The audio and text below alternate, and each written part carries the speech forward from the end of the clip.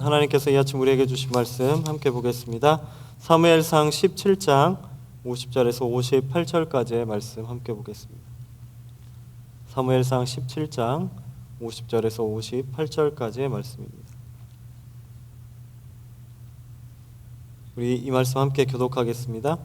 다윗이 이같이 물매와 돌로 블레셋 사람을 이기고 그를 쳐 죽였으나 자기 손에는 칼이 없었더라.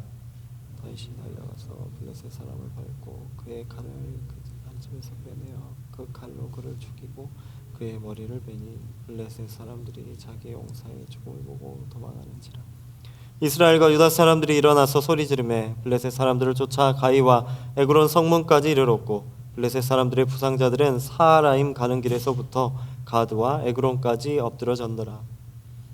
자손이 블레셋 사람들을 쫓다가 돌아와서 그의 진영을 노략하여 다윗은 그 블레셋 사람의 머리를 예루살렘으로 가져가고 갑주는 자기 장막에 두니라. 블레셋 사람을 향하여 나아감을 보고 군사령관 아브넬에게 묻되 아브넬아, 이 소년이 누구의 아들이냐? 아브넬이 이르러 왕이여, 왕의 사심으로 맹세하옵나니 내가 알지 못하나이다. 왕이 이르되 너는 이 청년이 누구의 아들인가 물어보라 하였더니 다윗이 그 블레셋 사람을 죽이고 돌아올 때 그 블레셋 사람의 머리가 그의 손에 있는 채 아브넬이 그를 사울 앞으로 인도하니. 함께 읽겠습니다. 사울이 그에게 묻되 소년이여 누구의 아들이냐 하니 다윗이 대답하되 나는 주의 종 베들레헴 사람 이새의 아들이니이다 하니라. 아멘. 여러분은 하루를 시작할 때 또 서로에게 인사하실 때 혹은 안부를 건너실 때 어떠한 문구를 사용하십니까? 너무나 당연한 이야기지만 한국 사람이라면 모두가 다 안녕하세요라고 인사를 건넵니다. 이 안녕이란 말, 아무 탈 없이 아무 무탈하기를 바란다. 너의 삶이 무탈하기를 기원한다는 뜻입니다. 그래서일까요? 우리 민족이 먹고 살기 어려웠을 때는 그 무탈하다는 의미를 물어볼 때 우리는 식사를 하셨나요? 라고 인사했습니다. 또한 삶의 위협이 도사리던 시대 혹은 일제강점기에는 밤새 무탈하셨습니까? 라가 일상적인 인사였습니다. 일반적으로 우리가 이렇게 인사를 하는데 그렇다면 그리스도인들은 어떠한 인사를 할까요? 신앙을 가진 사람들은 어떻게 서로를 보며 인사를 할까요?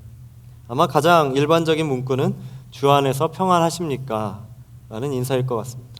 혹은 이 평안하십니까? 라는 문구를 줄여서 샬롬이라고도 인사하기도 합니다. 샬롬이라는 말, 성경에 나오는 뜻처럼 우리의 삶의 전반과 신앙의 영역까지 하나님의 평안을 구하는 인사입니다. 그런데 이렇게 평안하다 혹은 샬롬이라는 인사뿐만 아니라 이러한 인사가 유행하던 때도 있었습니다. 한 주간도 승리하십시오. 오늘도 승리하십시오. 아마 지금도 어찌 보면 통용되는 기독교인들의 인사일지도 모르겠습니다. 승리라는 단어 참 좋은 이야기입니다.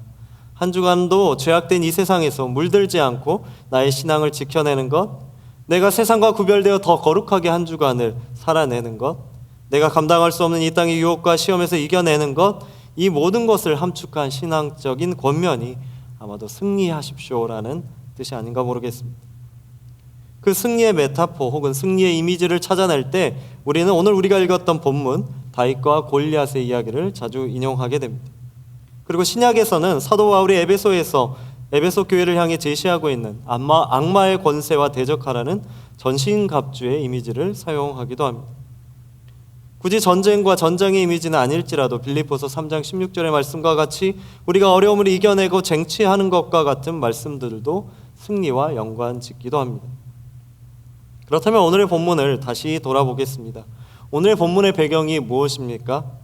이스라엘을 오랫동안 괴롭혀왔던 체계화된 왕권국가, 철기문화로 절대불패의 무기를 지니는 국가, 거기에 골리앗이라는 범접할 수 없는 용사를 지닌 나라, 블레셋. 사울은 이 블레셋이라는 나라와 다시 한번 전투를 치르게 됐습니다. 우리가 지난번의 말씀을 기억하면 사울은 자신이 왕권을 계승할 때 이 블레셋 사람들과의 전투에서 승리하면서 이스라엘 사람들의 지지를 받았었습니다. 그런데 다시 한번 이 블레셋이라는 나라와 전투를 치르게 됩니다. 그러나 그 아무도 이 블레셋이라는 위협 앞에, 오늘 말씀을 보면 그 아무도 이 위협 앞에 대적하지 못합니다.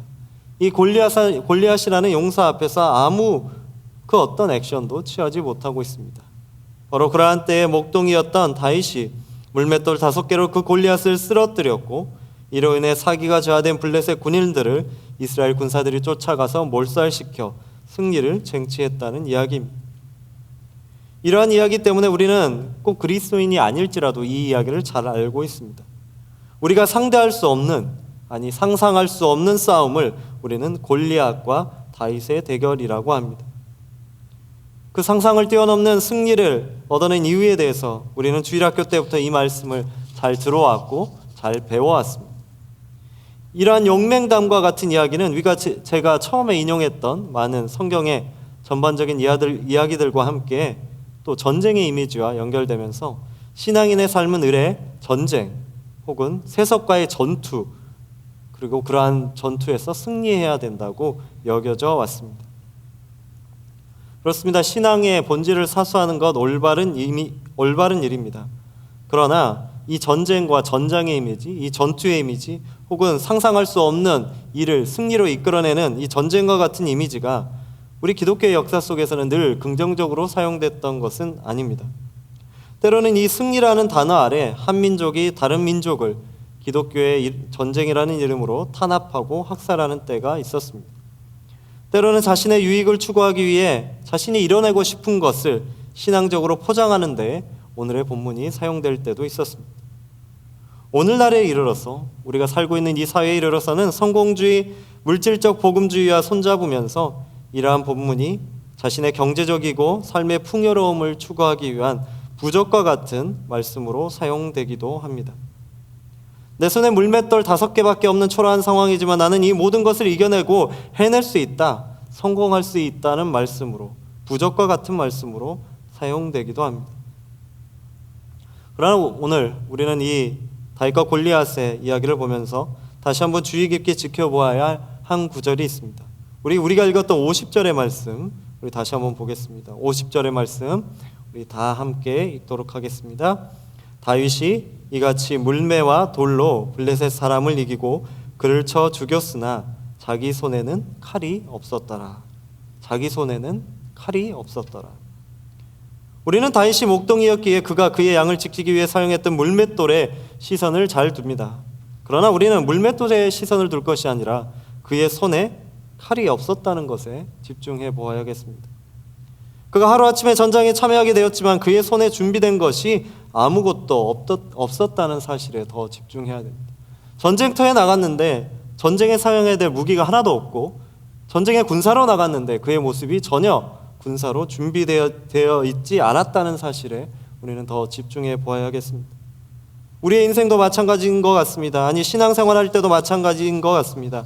우리는 얼마나 우리의 신앙을 준비하고 우리의 삶을 준비된 삶을 살아가고 계십니까?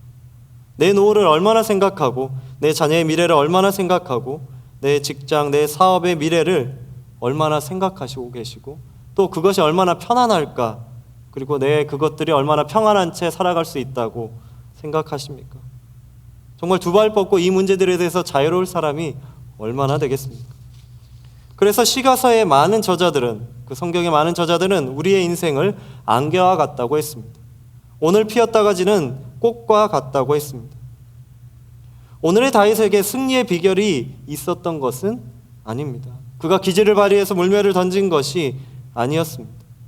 오늘 말씀에서 우리가 집중해야 될 것은 그의 절체불명의 시기에 그가 무엇을 의지해야만 했던지를 분명히 알아야만 해야겠습니다. 오늘의 다윗은 자신의 한계와 자신의 나약함을 분명히 직시할 수 있었던 사람이었습니다. 자신이 가진 것이 무엇이고 자신이 없는 것이 무엇인지를 정확히 알았던 사람입니다. 그래서 그는 그러한 이유 때문에 하나님 앞에 겸손히 나아갈 수 있었고, 그 겸손한 모습이 오늘 상상할 수 없는 결과, 거대한 장수를 쓰러뜨리는 결과로 이어지게 되었습니다. 어찌 보면 다윗의 모습과 같이 우리의 삶에는 이 골리앗과 같은 수많은 문제들이 오늘 또 우리를 마주하고 있고, 오늘 또 우리에게 소리치고 있습니다. 오늘 또 우리를 무너뜨리려 하고 있습니다. 그 골리앗이 경제적인 문제일 수도 있고, 나의 가족의 문제일 수도 있고, 내 마음의 문제일 수도 있습니다. 혹은 내 미래의 문제일 수도 있습니다. 우리는 그럴 때마다 신앙을 가진 이로서 스스로를 다그칩니다. 그래, 나는 신앙인으로 승리할 수 있다. 나는 다 이겨낼 수 있다. 하나님이 능력 주시니 다 할 수 있을 것이다.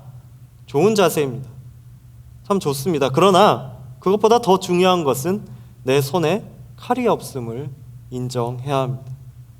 내가 직시하고 있는 그 문제들을 이길 수 있는 힘이 없음을, 그것들을 이길 수 있는 전략이 없음을 인정해야만 합니다.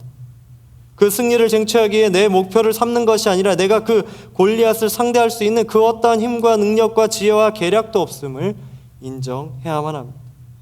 저는 이 이야기를 하면서 오늘 여러분들에게 여러분이 냉소적인 태도로 혹은 허무한 태도로 인생을 사시라고 권면하는 것은 아닙니다. 오늘의 승리가 나의 연약함을 알고 자신을 내려놓는 그 자리 가운데 하나님의 손이 다윗을 통하여 이뤄낸 역사입니다. 그렇기 때문에 오늘의 승리는 다윗의 승리가 아니라 어찌 보면 다윗이 자신의 유약함을 내려놓을 때 하나님께서 이뤄내신 승리의 자리입니다. 수영을 배울 때 우리가 그런 이야기 많이 합니다. 수영 처음 배우면 이런 이야기 많이 하죠. 수영을 하면 어떻게 하면 몸이 물에 뜹니까? 몸에 힘을 빼라고 계속 이야기하죠. 저는 그 얘기를 40년 가까이 듣고 있는데 아직도 안 뜨고 있습니다. 몸에 힘을 어떻게 빼는지 어떻게 봐도 어떻게 배워서 잘 모르겠습니다. 그런데 몸에 힘을 빼야 물에 뜨죠. 그 물이 우리를 삼키려 하지만 힘을 뺄 때 뜰 수 있습니다. 신앙의 삶도 마찬가지인 것 같습니다. 우리의 인생도 마찬가지인 것 같습니다. 그리스도의 복음을 갖고 살지만 우리가 경직되어 있는 모습이 아니라 내가 무언가 할 수 있다는 다짐이 아니라 오늘 다윗의 모습처럼 하나님, 내가 가진 것이 이 물맷돌 5개밖에 없습니다. 나는 전장의 장수로 참여했지만 아무것도 없습니다. 하나님의 이름만, 하나님의 뜻만, 하나님의 힘만 의지하며 나갑니다. 그 모습 그대로 오늘 또 우리가 우리의 삶을 시작하면서 오늘만큼은 우리의 힘을 한번 빼보셨으면 좋겠습니다. 내가 할 수 있다는 생각 혹은 내가 해내야만 한다는 생각, 반드시 이악 물고 할 수 있다는 생각, 오늘 하루만큼은 한번 내려놓아 보셨으면 좋겠습니다. 사순절 첫 번째 주간을 보내고 있습니다. 주님의 십자가의 구원을 기억하는 기간입니다. 그 구원의 은총을 생각해 보면 우리가 할 수 있는 것은 아무것도 없습니다. 그저 모든 것이 하나님의 은혜로 우리 가운데 값없이 주어졌습니다. 그 은혜를 생각해 보시면서 다윗이 그저 승리한 것이 아니라 물맷돌로 그저 기질을 발휘해서 승리한 것이 아니라 자신의 생각과 힘을 내려놓았을 때 승리하고 하나님께서 그에게 위대한 일을 맡기셨던 것처럼 우리의 생각들을, 우리의 삶의 문제들을 잠시 하나님 앞에 내려놓고 그 비고비인 그 자리 가운데 우리 주님을 오늘 하루 모셔보는 것은 어떠실까요? 하나님 앞에 이렇게 기도하시면 어떠실까요? 하나님, 나는 무약합니다. 나는 연약합니다. 나는 힘이 없기에 그렇기에 주님을 구합니다. 주님이 나의 힘이 되어주시고 나의 능력이 되어주시고 나의 지혜가 되어주시고 수많은 나의 인생과 가정과 직장의 문제와 불안으로부터 나의 방패가 되어주시옵소서. 그렇게 주님과 동행함으로 말미암아 감당할 수 없는 오늘의 삶의 무게 가운데 자유함을 누리시는 저와 여러분의 오늘의 삶이 되기를 간절히 소원드립니다. 우리 말씀 생각하며 기도하겠습니다.